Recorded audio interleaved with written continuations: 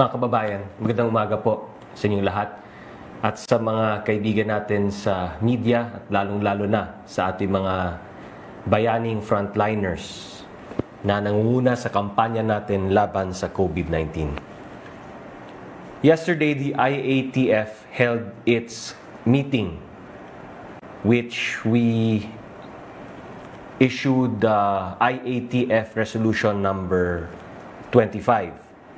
Pero bago po natin umpisahan yan, nais po lamang naming hikayatin ang lahat na gamitin ang staysafe.ph app para sa napapanahong impormasyon patungo sa proteksyon nating lahat. Proteksyon ninyo, proteksyon ng ating mga mahal sa buhay, at proteksyon ng ating komunidad. Pumunta lamang po kayo sa www.staysafeph para kayo po ay makakatulong sa inyong pamahalaan at sa kapwa nating Pilipino na labanan ang COVID-19. Gaya na sinabi ko po, nagkaroon kami ng IATF meeting kahapon at nag-issue po kami ng IATF Resolution number 25. The following are the contents of the said resolution. A. The IATF adopts a national government-enabled, local government unit-led, and people-centered response to the COVID-19 health event. In materializing the aforementioned general principles, all agencies are directed to recommend sector-specific plans, strategies, and targets to the IATF. The National Task Force COVID-19 is likewise directed to develop the necessary operational plans. LGUs are enjoined to pursue regional cooperation in leading the fight against COVID-19. Ipinapagtibay po ng IATF ang isang kampanya laban sa COVID-19 na pinangungunahan ng mga LGU sa tulong ng national government na nakasentro sa interes at kapakanan ng taong bayan. Para matupad ito, lahat po ng ahensya ng gobyerno ay inaatasang magrekomenda ng mga plano, estratehiya at layunin sa IATF na nakatutok sa mga sektor ng lipunan. Ang NTF ay inaatasan din na bumuo ng mga operational plan habang ang mga LGU naman ay hinihikayat na magsagawa ng pangrehiyon na pakikipag-ugnayan hinggil sa ating kampanya laban sa COVID-19. Letter B. Paragraph B of IATF Resolution number 22 Series of 2020 is hereby amended to wit, and I quote, "The Department of the Interior and Local Government, DILG, in coordination with local government units, shall hereafter lead the contact tracing efforts of the government. For this purpose, the Department of Health and the DILG are directed to enter into a data sharing agreement in accordance with Republic Act number 10173 or the Data Privacy Act." End of quote. Maalala po natin na sa IATF Resolution number 22, inatasan ang Office of Civil Defense na manguna sa contact tracing efforts ng gobyerno. Kahapon po na desisyonan ng IATF na ang DILG na po sa tulong ng ating mga LGU ang mangunguna sa contact tracing efforts. Ang DILG ay inatasan na pumasok sa isang data sharing agreement kasama ang Department of Health alinsunod sa Data Privacy Act. Letter C. The DOH guidelines for the utilization of rapid antibody test kits as presented to the IATF and amended are hereby approved. Aprobado po ang mga patakaran ng Department of Health ukol sa paggamit ng rapid antibody test kits. So asahan po natin sa Lunes, ngayong Monday na darating sa ating press briefing, idedetalye ko po sa inyo ang paggamit ng rapid test kits at saan gamitin at saan sa ating kasalukuyang health protocols natin ipapasok ang paggamit ng rapid antibody test kits. Ngayong Lunes po. Letter D. The NTF subgroup on food security established under Resolution number 22 series of 2020 is hereby reorganized into the National Task Force Task Group on Food Security, with the Department of Agriculture as chair and the Department of Trade and Industry, National Economic and Development Authority, Department of Social Welfare and Development, Department of Budget and Management, Department of Education, Department of Science and Technology, the National Security Council, the DILG, and such other agencies as may be determined by the chair as members. Ang NTF subgroup on food security ay nireorganize at ginawang NTF Task Group on Food Security sa ilalim ng pamumuno ng DA bilang chair at binubuo ng mga sumusunod na ahensya: ang DTI, NEDA, DSWD, DBM, DepEd, DOST, NSC at DILG. At kung sino pa yung ahensya na gustong ipasok ng chair. Letter E. With a view to assist and support sugar farmers and the sugar industry, the recommendation of the DA to encourage LGUs to include sugar in their relief good packages is adopted. Aprobado po ang rekomendasyon ng DA na hikayatin ang mga LGU na isama ang asukal sa mga relief goods sa kani-kanilang lugar upang tulungan ang ating sugar industry. Letter F. The NTF Chief Implementer is hereby authorized to establish, reorganize, and abolish NTF subtask groups as may be necessary to carry out the government's response to the COVID-19 health event. Si NTF Chief Implementer Secretary Carlito Galvez ay pinahintulutan na bumuwag at i-reorganize ang mga NTF subtask groups kung kinakailangan upang paigtingin ang kampanya ng gobyerno laban sa COVID-19. Before I wrap up and answer questions from the media, we would like to share a few more updates with the public. Kahapon po, nabanggit ko na inilunsad na ng Department of Finance ang Small Business Wage Subsidy o SBWS program para tulungan ang mga maliliit na negosyo. Kahapon naman po, inilunsad ng Department of Tourism ang isang online training program para sa ating mga tourism stakeholders para maka-adjust po sa sinasabing new normal sa industriya. According to the DOT, the program called DOT Online Training will cover two subject areas. Number one, tourism enterprise, which involves monitoring, evaluating, and learning from past and present situations to enable tourism stakeholders to prepare better for the future. Number two, Filipino brand of service, which applies the 7 Filipino values or 7 M's that characterize Filipino hospitality, namely, may likha, makatao, makakalikasan, makabansa, masayahin, may bayanihan, at may pag-asa. Sa ating mga stakeholders sa turismo, makakasali po kayo via Zoom video conferencing, tulad po ng ginagawa namin sa mga meeting namin sa IATF.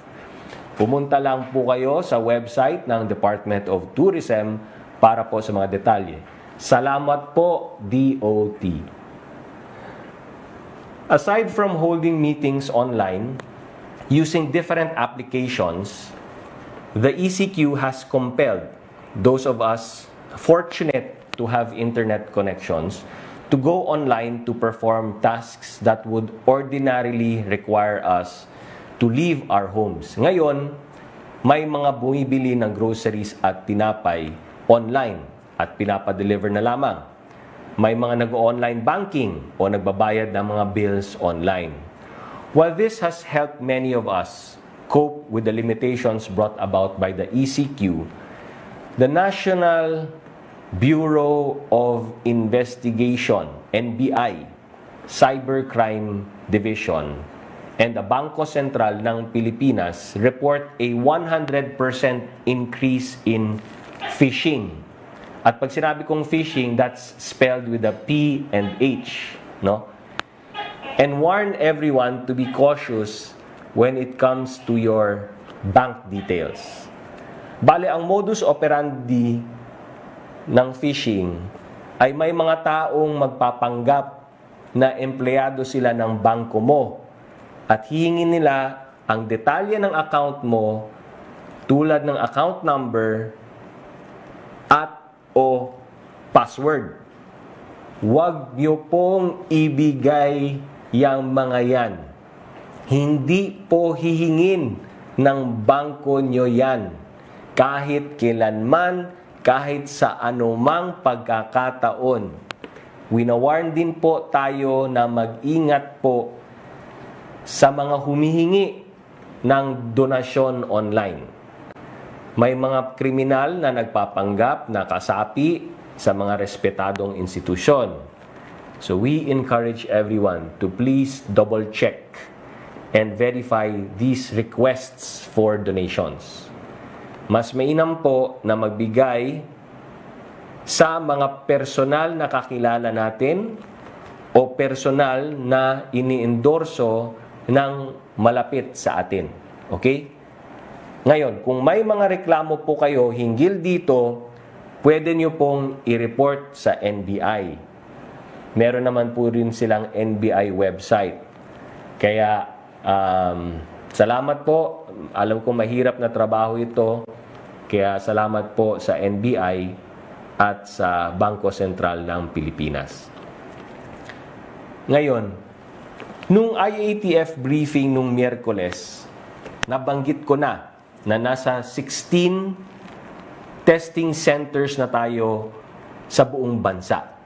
Yesterday, the Department of Health announced that it has accredited one more institution, the Chinese General Hospital in Manila, bringing the number of testing centers in the country to 17.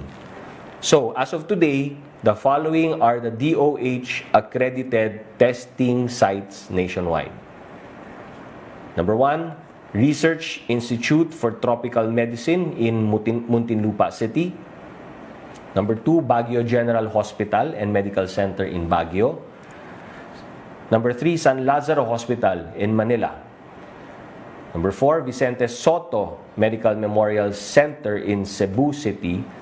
Southern Philippines Medical Center in Davao City, University of the Philippines National Institutes of Health in Manila City, Lung Center of the Philippines in Quezon City, Western Visayas Medical Center in Iloilo City, Bicol Public Health Laboratory in Legazpi City, St. Luke's Medical Center in Quezon City, Victoriano Luna Hospital in Quezon City, the Medical City in Pasig, Makati Medical Center in Makati City, Molecular Diagnostics Laboratory in Mandaluyong, St. Luke's Medical Center in Taguig, Philippine Red Cross in Mandaluyong, and number 17, Chinese General Hospital in Manila City. I also mentioned at an earlier briefing that pursuant to IATF Resolution number 23, and I quote, subject to the evaluation of the Department of Budget and Management, the Department of Health is directed to facilitate the emergency hiring of additional healthcare workers to assist in the local healthcare system. Yesterday, the Department of Health announced that it is looking for healthcare professionals to augment its manpower in its ongoing operations relative to the COVID-19 outbreak. Sinabi po nila na ang emergency hiring ng mga doktor, nurse at iba pa ay contract of service basis minimum ng 3 buwan.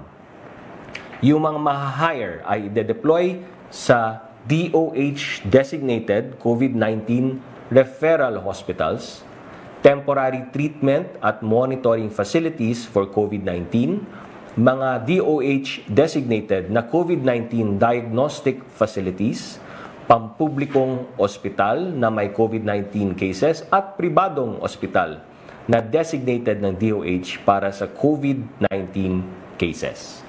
Bukod po dito,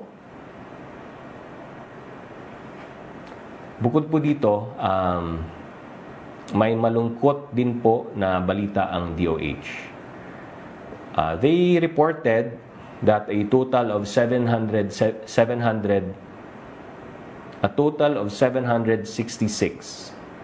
healthcare workers in the country are confirmed to have COVID-19. 339 doctors and 242 nurses. May 766 na health workers po tayo na nahawa na ng COVID-19, 339 na doktor, 242 na nurse. At sa kabuuan, actually, 22 na po ang pumanaw dahil sa sakit na ito na mga health workers po natin. So, this is just another somber reminder for all of us to do our part to contain this outbreak. Kahapon, may 218 na bagong kaso. 5,878 na po ang total na kaso natin ng COVID-19 sa bansa. May 25 pa na dagdag na fatalities, kaya 387 na po ang total natin. Samantalang, may 52 naman po ang nakarecover sa sakit na ito kahapon, para sa total na 487 recoveries as of yesterday. Hindi lang po mga numero ito. Mga totoong tao po ito. People who have families, who have loved ones, who have friends. Each loss cannot be quantified. Masakit po ito para sa ating lahat. But we are not powerless against this disease. We can do something about it. We, ikaw, ako, tayo. We can prevent painful losses among our health workers sa kapwa nating Pilipino. May magagawa po tayong lahat para makaligtas ng buhay. Sundin ang ECQ, manatili sa bahay, maghugas ng kamay. Gamitin nyo yung staysafe.ph app para makatulong din kayo sa gobyerno. Kaya tandaan, bahay muna, buhay muna. Together, kapag tayo'y magsama-sama, we can beat COVID-19. And together, we heal as one. Maraming salamat po. I will now be reading, babasahin ko na po ang mga katanungan mula sa media.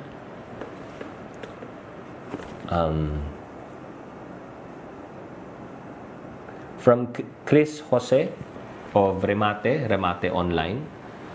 Plano po ng Pilipinas at Japan na simulan na yung clinical trials ng Avigan bago po matapos ang month of April, sa pag-asa po na ang paggamit ng anti-influenza drug ay gamot o magkakagamot sa COVID-19. Sir, bukod po sa Avigan, mayroon po bang ibang gamot o posibleng gamot na kinukonsidera ang Pilipinas na panlaban po sa COVID-19? Siguro ang Department of Health, siguro ang tanungin natin dyan. Pero ang alam ko po is naisama na rin po ang Pilipinas dun sa Solidarity trials ng WHO. So, ang pagkaintindi ko po is dun sa mga paggawa ng clinical trials ng WHO ay maisama rin po ang mga pasyente natin mula sa ating bansa. So for more details, please let's refer the question to the Department of Health. Number 2, patanong lang po ng isang netizen mula sa Imus, Cavite. Uwi raw po ang asawa niya na OFW sa May 1 or May 2 coming from Indonesia. Assuming lifted na po ang ECQ, ika-quarantine pa raw po ba ang asawa niya or pwede sa bahay na lang at mag-self-quarantine lang siya? He is okay just coming home. Quarterly leave raw po ng asawa niya. 2 weeks lang po siya dito sa Pilipinas. Wala pong agency na humahawak sa asawa niya. Direct hire daw po. Considered po siya as resident of Indonesia. Salamat po. May meeting po kami sa Lunes sa IATF. At aming pag-uusapan doon kung ano yung mangyayari after April 30. At palagay ko naman ay kasama ito sa pag-uusapan namin. Kasi kung matatandaan nyo, yung mga guidelines po namin up to April 30 hinggil sa mga mula sa ibang bansa is kailangan meron quarantine. In fact, ang gusto nga namin mangyari is pagpasok dito ay diretso na namin i-quarantine, hindi na po home quarantine. Ano po? So, kaya nga po tayong nag-refurbish at nag-furbish ng mga quarantine and isolation facilities at meron po tayong nahiram na mga barko, no? Para dito at may mga hotels din po tayong ginagamit para po lahat ng mga mula sa ibang bansa ay didiretso natin doon for isolation. But yes, you're right. That is only the guidelines is up to April 30. Ano mangyayari after April 30 ay pag-uusapan namin sa Lunes. So necessarily, kahit yung guidelines tungkol po dyan, ay pag-uusapan naman po namin. So, hintayin lang natin, no? Kasi pag sa Lunes, pag-usapan namin, ire-recommenda pa namin to kay Pangulo. And ultimately, si Pangulo yung magdedesisyon. From Belia Carriazo of Bandera. Good morning, Cabsec. Ask ko lang po, yung appeal ni Valenzuela City Mayor Rex Gatchalian for the DOH to reconsider yung hindi pagsama ng mga PUMs sa mass testing. Based kasi sa experience nila, yung mga PUMs were also tested positive. Sa revised rule ng DOH, yung mga suspected na lang ang pasok sa mass testing at yung probable hindi pa sila kasama. Salamat. Actually, kung narinig nyo po yung IATF resolution namin nung nakaraan, ay sinabi ko nga po na kasama yung PUMs. Diba? So kahit na ganun na yung bagong classification ng WHO, which sinunod naman po ng bansang Pilipinas, we went over and beyond that. In other words, yung PUMs pa rin for purposes of yung tinatawag na testing. So hindi po mawawala sa equation namin yung pagtetest. So tama yung sinabi ni Mayor Gatchalian ng Valenzuela, tama rin po yung ginawa nila sa Valenzuela, na kahit PUMs nila ay tinetest nila. Ganon din po yung gagawin namin sa national. Kaya nga po, sa Monday, babasahin ko na rin po in detail kung ano yung napagkasunduan namin dun sa paggamit kahit nung rapid test kit. Kasi yung rapid test kit, kasama na rin po sa aming testing protocols. At gusto ko rin pong ibalita na may bagong testing kit na rin na pumasok dito sa ating bansa. Pumasok na kahapon, dumating na kahapon, yung Gene Expert. So yung Gene Expert po is also a lab-based testing kit, no, or device. Pero ang kagandahan nitong Gene Expert is 45 minutes na lang po ang kanyang turnaround time.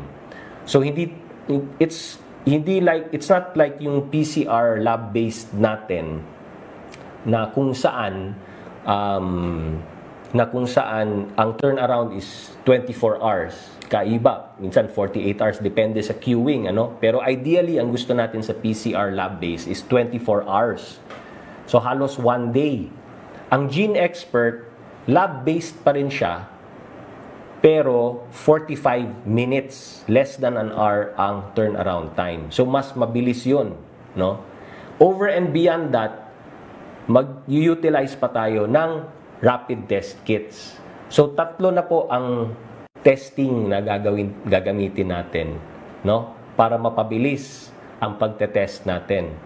At sinabi nga ni Secretary Galvez sa meeting namin sa IATF kahapon, lahat ng mga PUIs, PUMs, lalong-lalo na sa Metro Manila, ay gusto natin na matest na po lahat using those 3 devices, no? So, yun po, hindi po mawawala sa equation ang PUMs tulad ng ginawa sa Valenzuela na tinest nila, tetest din po natin ang mga PUMs. Di po mawawala yan. From Arian Meres, ABS-CBN News Online. Sec Galvez said last night that we can already conduct 8,000 to 10,000 tests per day with the new laboratories. By the end of the month, ano na po ang target na testing capacity? I think yung computation ni Sec Galvez is taking into consideration na we already have those 3 tests. So kahit sabihin natin 17, no, yung subnational laboratories na accredited ng RITM, meron bang papasok na yung Gene Expert na pumasok na, and I believe we have 3,000 cartridges that we can use, and then every week may darating yan, and at one point yung 3,000 na cartridges aakyat ng aakyat yan. So maging from 3,000 maging 6,000 cartridges yan. So yung testing capability natin ay dumadami na. Plus, meron pa tayong rapid test kits, no? So, in that context, ma-attain na rin natin yung 8,000 to 10,000 target natin. Kaya, sabi nga ni Sec Galvez, lahat ng PUIs at PUMs na na-identify na rin naman natin ng buong Metro Manila ay matetest na po natin. Will the IATF regulate the private use of rapid test kits? Kaya nga sa Monday, idedetalye ko na po yung paggamit ng rapid test kits. Sabi po ni Valenzuela Mayor Gatchalian, dapat isali pa rin ang PUMs sa priority COVID-19 testing. Yes, as I answered kanina, kasama po ang PUMs sa testing. Not just in Metro Manila, the entire country. Kasi alam naman ng bawat LGU, no? Alam ng bawat LGU kung sino yung mga PUMs, PUIs nila. Ngayon, dahil nag-utos na nga si Pangulong Duterte na gamitin na yung rapid test kits, finalize na ng IATF yung utilization ng rapid test kits. At alam ko po, marami mga LGUs ngayon ang on their own, no, are already thinking about buying rapid test kits. Dahil nga po, nagbigay na ng utos si Pangulo sa national government to purchase. So, that's the reason why sa Monday po, idedetalye namin kung ano yung paano natin gamitin yung rapid test kits, because I know the LGUs have already purchased or are already in the process of purchasing. Ang tanging payo lang po namin sa mga bibili ng rapid test kits, please lang po, ang bilhin nyo yung mga inaccredit na ng FDA natin. Kasi meron pong 14, kung hindi ako nagkakamali, 14 brands or types ng rapid test kits na inaccredit po ng ating FDA. So please just use those testing kits na accredited ng ating FDA.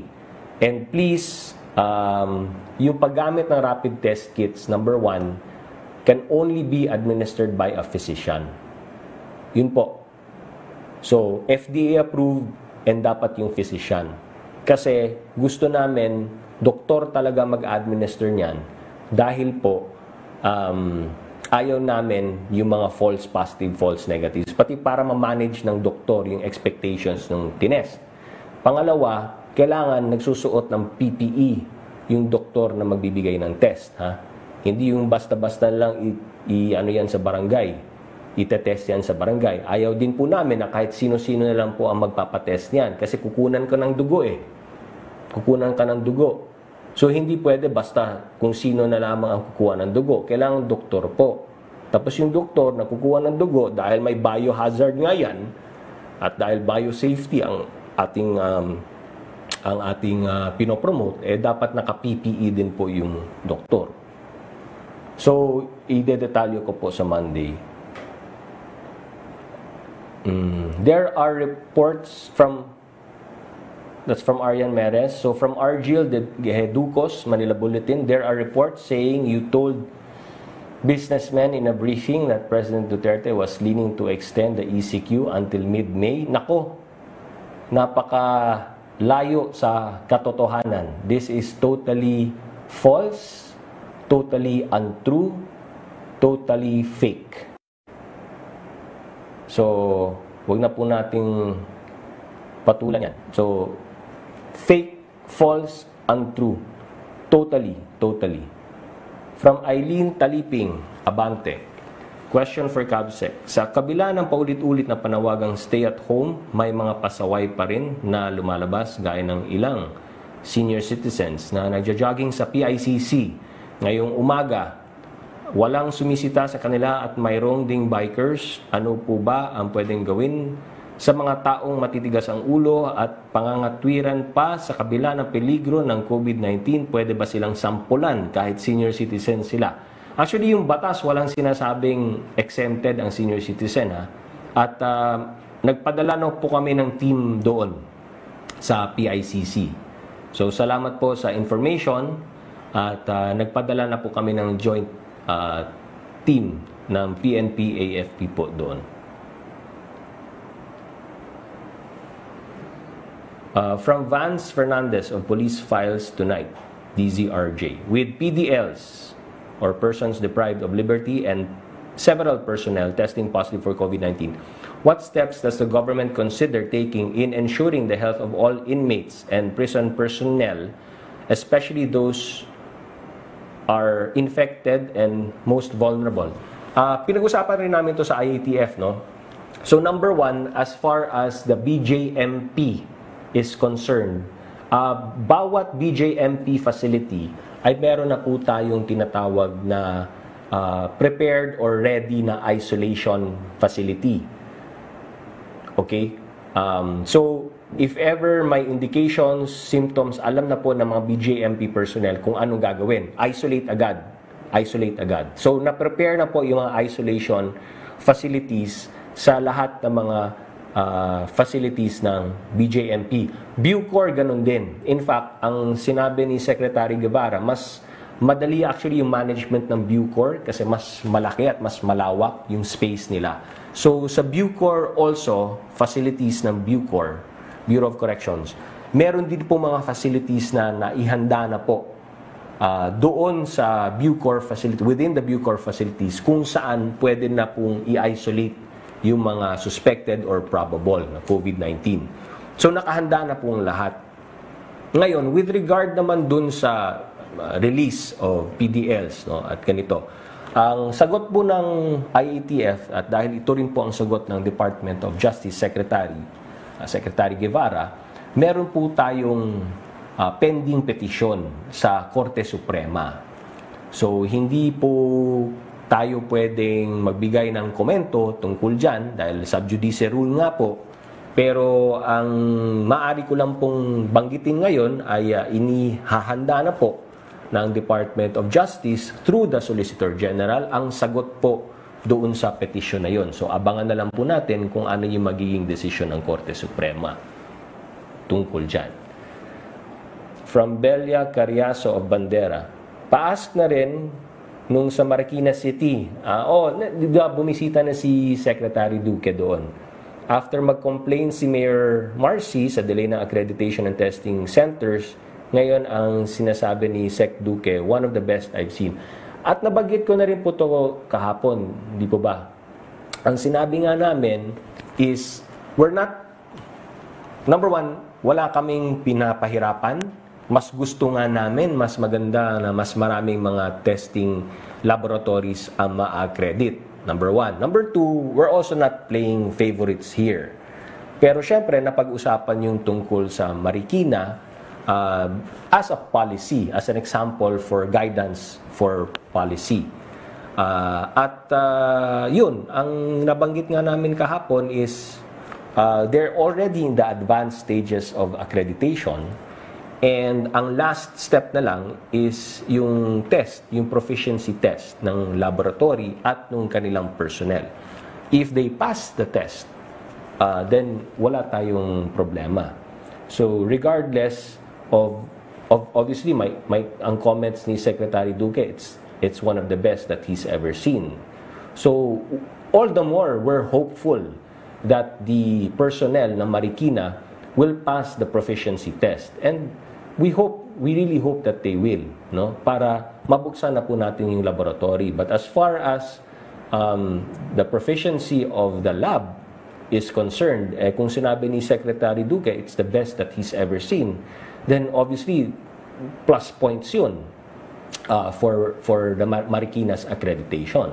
As far as the proficiency of the laboratory is concerned, so ang last na lang natin is the proficiency of its personnel. And I'm sure Mayor Marcy got the best possible personnel that he can find for the Marikina lab. So we're all crossing our fingers and we're hopeful it will be number 18 of the accredited laboratories to add up to our testing capacity. And last, Angel Ronquillo, DZXL. RMN. Anong masasabi ng IATF sa ginawa ng isang lalaki sa Cavite na benepisyaryo ng SAP pero pinambili ng droga? Kung pinambili ng droga, di dapat mag-i-crack down ng PNP yan. May gagawin bang paghihigpit ngayon ang DSWD sa mga mabibigyan ng tulong pinansyal? Yes. In fact, kasama po sa proseso yan. Not just in Cavite, but in the entire country. Kasama po sa proseso yung validation ng DSWD and meron pang validation na gagawin ang COA later on. Kasi kasama rin naman yan sa procedure and protocols ng ating gobyerno. May COA audit pa yan. But even before that, upon the distribution ng LGUs, ng SAP assistance sa ating mga beneficiaries, meron pong protocol yan na immediately, within 7 days, I believe, if I'm not mistaken, i-validate ng DSWD. During the validation, pag may nahuli or nakita ang DSWD na may mga nakapagtanggap ng kwarta na hindi naman qualified, number one, dapat isoli ang pera. Refund. Kasi hindi qualified yun. Bayaran ng LGU, no? Or isoli ang pera. Number two, yung automatically magkaroon ng investigation, no? At magkaroon ng criminal, civil, and administrative sanctions. Diba? And kung ito, adik, dapat tulungan tayo ng LGU na hulihin yan. Kasi they're part of the law enforcers. And that's part of the system. So, hulihin natin yan. Ikulong natin. Kung talagang adik yan. Okay? So, yes, the systems are in place for validation, no? And yun po ang magiging yun po yung magiging repercussions ng ganyan.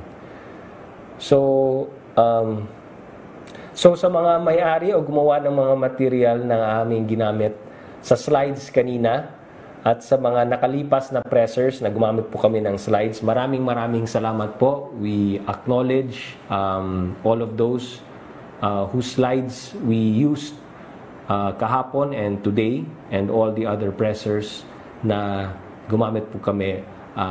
Salamat sa pagpahiram niyo po nung slides para mas lalong maintindihan ng ating mga televiewers. Maraming salamat sa inyong tulong sa pagpapaintindi sa ating mga kababayan sa ipinapahayag po natin dito. Ating mga kababayan, maraming salamat po sa inyong pakikipagtulungan, sa inyong pamahalaan. Kaya nang sabi namin at pinag-usapan din po namin ito sa IATF, kayo po ang first line of defense natin kontra COVID-19. Kaya bahay muna, buhay muna. Sa ating mga kasama sa pagpapalaganap ng tama at napapanahong impormasyon sa iba't ibang mga media outlets sa TV, radyo, dyaryo at online na naka-hook up po sa amin ngayon. Maraming salamat po. At salamat din po sa Google Philippines, sa Facebook Philippines at YouTube na naka-hook up din po sa atin today. Maraming salamat po. At nasa weekend na po tayo. After nito, sa Lunes, pag-uusapan na po namin ang mga posibleng scenarios after April 30. Okay? At ang napag-usapan nga namin kahapon sa mga miyembro ng IATF, please prepare yourselves for Monday dahil na-anticipate po namin na medyo magiging extensive po ang discussions tungkol dito. Siyempre, lahat ng mga miyembro ng IATF ay may kanya-kanyang rekomendasyon, may kanya-kanyang suwestyon. At kung maintindihan po natin, siyempre ang lahat ng miyembro ng IATF may sarili-sariling mandato at jurisdiction. At may sariling set of stakeholders po lahat ng yan. So ibabalanse po namin ang lahat. Kaya nga po, naging malaking tulong para sa amin na na-define na ang 5 parameters. No? Yung epidemiological curve, yung health capacity natin, yung social aspect, yung economic aspect, at yung security aspect. So doon namin po pag-uusapan within that context gamit yung tool na yan. At magiging extensive po talaga. Siguro ito, isang topic lang siguro ang mangyayari sa Monday. Dahil ganun nga po, lahat po kami ay may sariling mga recommendations at suggestions. But at the end of the day, unang-una, we will arrive at a consensus, yung IATF.